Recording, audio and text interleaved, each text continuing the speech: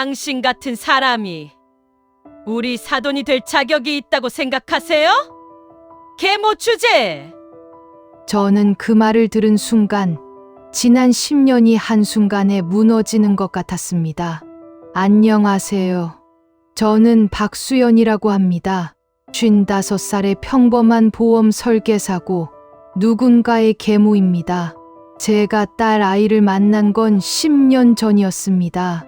호랍이었던 남편과 재혼을 결심했을 때 고등학생이던 민서는 제게 단 한마디도 하지 않았습니다.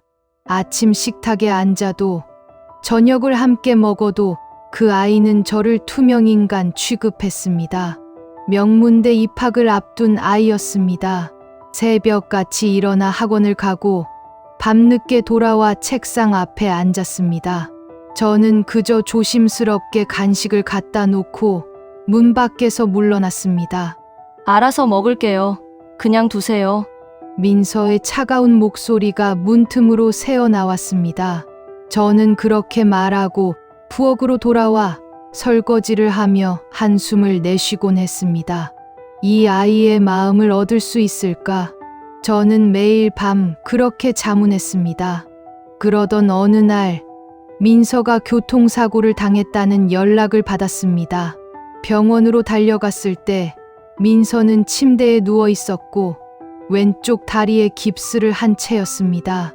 남편은 회사 일로 급히 지방 출장을 가야 했고 저 혼자 병원에 남았습니다. 밤새 민서 곁을 지켰습니다. 아이가 잠들어 있는 동안 저는 그저 조용히 침대 옆 의자에 앉아 있었습니다. 새벽녘 민서가 잠결에 신음소리를 냈습니다. 저는 간호사를 불러 진통제를 받아왔고 물수건으로 아이의 이마를 닦아주었습니다. 아침이 되었을 때 민서가 눈을 떴습니다. 밤새 계셨어요? 응. 혼자 두기가 걱정돼서. 민서는 아무 말도 하지 않았지만 그날 이후 저를 보는 눈빛이 조금 달라졌습니다. 어쩌면 그때가 시작이었는지도 모르겠습니다. 하지만 행복은 오래가지 않았습니다. 남편이 암 진단을 받은 건 그로부터 한 달 뒤였습니다. 남편은 1년을 버티지 못하고 세상을 떠났습니다. 장례식장에서 저는 민서와 나란히 앉아 있었습니다. 친척들은 위로의 말을 건네면서도 우리를 이상하게 바라보았습니다. 계모와 의붓딸, 이제 혈육도 아닌 두 사람이 어떻게 지낼 거냐는 눈빛이었습니다. 장례를 치르고 나니 통장에 남은 돈은 얼마 되지 않았습니다. 남편의 치료비로 대부분 소진되었고 빚까지 남아 있었습니다. 민서는 로스쿨 진학을 포기하겠다고 말했습니다. 아줌마, 제가 취업할게요. 학비는 나중에. 안 돼. 너는 꿈이 있잖아. 저는 그렇게 말하고 다음 날부터 아침 일찍 집을 나섰습니다. 보험 설계사 일은 발품을 팔아야 하는 일이었습니다. 하루에 10군데, 20군데를 돌아다니며 명함을 돌렸습니다. 저녁에 집에 돌아오면 발이 퉁퉁 부어 있었습니다. 민서는 그런 제 모습을 보며 아무 말도 하지 못했습니다. 아이는 공부에 더 매진했고 저는 더 많은 계약을 따내기 위해 뛰어다녔습니다. 밤마다 저는 생각했습니다. 이 아이만큼은 꿈을 포기하게 하지 않겠다고. 제가 할 수 있는 건 그것뿐이었습니다. 몇 년이 흘렀습니다. 민서는 로스쿨을 졸업하고 변호사 시험에 합격했습니다. 합격 발표 날 민서가 제게 전화를 걸어왔습니다.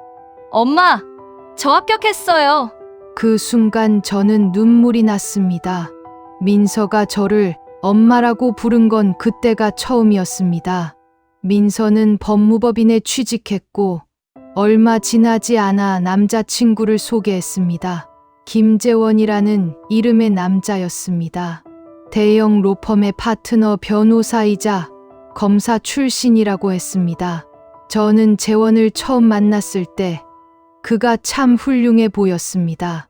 키도 크고 말씨도 점잖았으며 무엇보다 민서를 대하는 태도가 다정했습니다. 어머니, 민서를 꼭 행복하게 해줄게요. 재원은 그렇게 약속했고 저는 안심했습니다. 드디어 민서가 행복해질 수 있겠구나. 그런 생각이 들었습니다.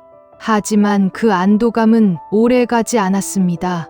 약혼이 결정되고 재원의 부모님을 만나는 자리가 마련되었습니다. 고급 레스토랑이었습니다. 재원의 아버지는 대형 로펌의 대표 변호사였고 어머니 역시 변호사 출신이었습니다. 그들은 우리를 내려다보는 시선으로 바라보았습니다. 민서양 아버지는 어떤 일을 하셨죠? 돌아가셨습니다. 몇 년 전에. 아, 그래서 어머니 혼자 키우신 거군요. 어머니는 무슨 일을 하시나요? 보험 설계사입니다. 재원의 어머니는 미세하게 눈살을 찌푸렸습니다. 그 표정을 저는 놓치지 않았습니다. 식사가 끝나고 재원의 아버지가 말했습니다. 민서양, 결혼 전에 미국으로 유학을 보내주면 어떨까요? 우리 로펌에서 지원할 수 있습니다. 그동안 어머니와는 조금 거리를 두시는 게 좋을 것 같은데요. 민서의 얼굴이 굳어졌습니다. 무슨 말씀이세요? 민서가 우리 가족이 되려면 좀 더 품격을 갖춰야 하지 않겠어요? 새엄마와 함께 사는 환경이 우리 집안과는 맞지 않아요. 그 순간 저는 숨이 막혔습니다. 민서가 제 손을 꽉 잡았습니다. 저는 엄마와 떨어질 생각 없습니다. 그리고 품격이란 게 뭔지 모르겠지만 제 엄마만큼 훌륭한 분은 없어요. 재원은 난처한 표정으로 민서를 말렸습니다. 민서야, 부모님 말씀이. 재원 씨도 그렇게 생각하세요? 재원은 대답하지 못했습니다. 저는 그 침묵 속에서 이 결혼이 잘못되었다는 걸 직감했습니다. 그날 밤, 민서는 제 방으로 와서 울었습니다. 엄마, 미안해요. 제가 잘못 봤어요. 괜찮아. 내가 행복한 게 중요한 거야. 하지만 마음속으로 저는 불안했습니다. 재원과 그의 가족이 우리에게 어떤 상처를 줄지 알 수 없었습니다. 약혼식 날이었습니다. 저는 평생 입어보지 못한 한복을 맞춰 입고 민서 곁에 섰습니다. 하객들이 하나둘 모여들었고 재원의 가족은 화려한 옷차림으로 입장했습니다. 식이 진행되는 동안 저는 재원의 어머니가 다른 하객들에게 무언가 속삭이는 걸 보았습니다. 그들은 저를 힐끗힐끗 쳐다보았고 제 뒤에서 수군거렸습니다. 저 사람이 계모래. 보험 설계사라던데 어떡해? 그 목소리들이 제 귓가에 박혔습니다. 저는 고개를 들 수 없었습니다. 그때였습니다. 약혼식장 입구에서 소란이 일었습니다. 한 여자가 들어왔습니다. 재원의 얼굴이 새하얗게 질렸습니다. 재원아, 나야, 오랜만이네. 재원의 전처라고 했습니다. 민서도 저도 당황스럽게 쳐다볼 수밖에 없었습니다. 그녀는 하객들 앞에서 큰 소리로 말했습니다. 여기 계신 분들, 이 남자가 저한테 어떻게 했는지 아세요? 결혼하고 1년도 안 돼서 바람 피우고 저보고 이혼하자고 했어요. 그러면서 위자료는 한 푼도 안 주더라고요. 아, 물론 재원이 부모님이 변호사라서 법적으로 다 처리하셨고요. 하객들이 웅성거렸습니다. 민서는 재원을 쳐다보았습니다. 재원 씨, 이게 무슨 일이에요? 재원은 말을 더듬었습니다. 민서야, 오해야. 그건 재원의 아버지가 나섰습니다. 이 여자는 돈을 노리고 온 거야. 경비, 당장 내보내. 하지만 전처는 물러서지 않았습니다. 돈, 제가 받아야 할 위자료도 못 받았는데요. 그리고 여기 계신 새 신부 어머니, 보험 설계사시라면서요? 재원이 부모님이 얼마나 무시하는지 아세요? 그 순간 재원의 어머니가 저를 향해 차갑게 말했습니다. 당신 같은 사람이 우리 사돈이 될 자격이 있다고 생각하세요? 계모 주제에 민서 씨 아버지 돈으로 키웠으면서 무슨 권리로 어머니 행세를 하는 건지.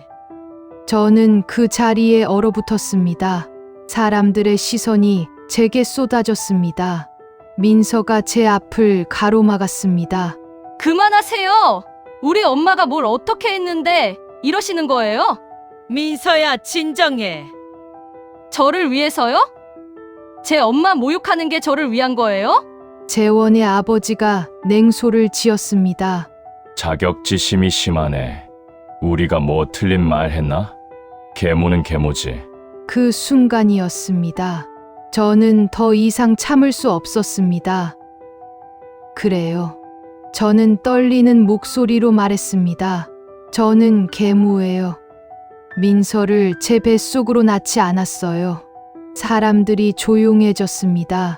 저는 재원의 부모를 똑바로 쳐다보았습니다. 하지만 이 아이가 교통사고를 당했을 때 밤새 병원을 지킨 건 저예요. 이 아이 아버지가 돌아가시고 이 아이 로스쿨 학비를 벌기 위해 하루에 10군데씩 돌아다닌 것도 저예요. 목소리가 점점 커졌습니다. 발이 부어 터질 때까지 뛰어다니고 밥을 굶어가면서 이 아이 책값을 댄 것도 저예요. 그게 자격이 없다는 거예요. 그럼 당신들은 뭐예요? 돈 많다고, 변호사라고, 그게 자격이에요? 재원의 어머니가 말하려 했지만 저는 멈추지 않았습니다. 저는 평생 이 아이를 위해 살았어요. 제 인생을 포기하고 제 행복을 미뤄두고 오직 이 아이만 생각했어요. 그런데 당신들은 뭐예요? 돈으로 며느리를 사려고 하고 사람을 무시하고 그게 품격 있는 집안이라는 거예요. 눈물이 쏟아졌습니다. 저는 10년 동안 참았던 모든 것을 쏟아냈습니다. 저는 민서 엄마예요. 피는 안 섞였어도 내가 민서 엄마라고요. 민서가 제 손을 잡았습니다. 그리고 재원을 향해 말했습니다. 재원 씨, 미안하지만 저는 이 결혼 못 하겠어요. 제가 선택할 건 엄마예요. 당신 가족이 아니라. 재원이 당황한 표정으로 말했습니다. 민서야, 진정해. 우리 부모님이 좀 그러셨지만 좀, 내 엄마한테 한 게 좀이에요. 그리고 전처 이야기는요? 왜 숨기셨어요? 재원은 대답하지 못했습니다. 민서는 약혼 반지를 빼서 재원에게 돌려주었습니다. 저는 엄마 없이는 못 살아요. 당신네 집안의 며느리보다 제 엄마의 딸이 더 중요해요. 그리고 민서는 저를 끌어안았습니다. 엄마, 미안해요. 엄마 고생시킨 제가 미안해요. 저는 민서를 안고 울었습니다. 10년 만에 처음으로 제대로 울었습니다. 약혼식장은 아수라장이 되었지만 저는 개의치 않았습니다. 민서와 저, 우리 둘만 있으면 충분했습니다. 2년이 흘렀습니다. 오늘은 민서의 결혼식입니다. 이번에는 진짜 결혼식이에요. 신랑은 민서와 같은 법무법인에서 일하는 성실한 변호사입니다. 부모님도 평범한 분들이고 무엇보다 저를 진심으로 환영해 주셨습니다. 사부인 민서를 이렇게 훌륭하게 키워주셔서 감사합니다. 신랑 어머니가 제 손을 꼭 잡고 말씀하셨습니다. 저는 또 눈물이 났습니다. 이번에는 기쁨의 눈물이었습니다. 민서가 웨딩드레스를 입고 제 앞에 섰습니다. 엄마, 예쁘죠? 응, 정말 예쁘다. 엄마가 있어서 제가 여기까지 올 수 있었어요. 엄마 없었으면 저는 아무것도 아니었을 거예요. 무슨 소리야. 넌 원래 훌륭한 아이였어. 아니에요. 엄마가 저를 훌륭하게 만들어주신 거예요. 민서는 제 품에 안겼습니다. 저는 이 아이의 머리를 쓰다듬으며 생각했습니다. 피는 물보다 진하지 않습니다. 함께한 시간과 사랑이 진짜 가족을 만듭니다. 저는 민서를 낳지 않았지만 민서는 제 딸입니다. 그리고 저는 민서의 엄마입니다. 결혼식이 끝나고 민서 부부는 신혼여행을 떠났습니다. 저는 혼자 집으로 돌아왔지만 외롭지 않았습니다. 지갑에서 낡은 사진 한 장을 꺼냈습니다. 10년 전 민서의 대학 합격증이었습니다. 저는 그것을 지금까지 간직하고 있었습니다. 저는 창밖을 바라보며 미소 지었습니다. 이제는 알아요. 제가 옳았다는 걸, 제가 선택한 길이 틀리지 않았다는 걸. 민서야, 엄마도 행복해. 내가 행복해서 엄마도 행복해. 저는 차 한 잔을 마시며 조용히 생각했습니다. 앞으로도 저는 민서의 엄마로 살아갈 거예요. 그게 제 인생이고 제 선택이니까요. 민서가 행복하게 웃으며 엄마라고 불러준다면 그것으로 충분합니다. 저의 긴 이야기를 들어주셔 감사합니다.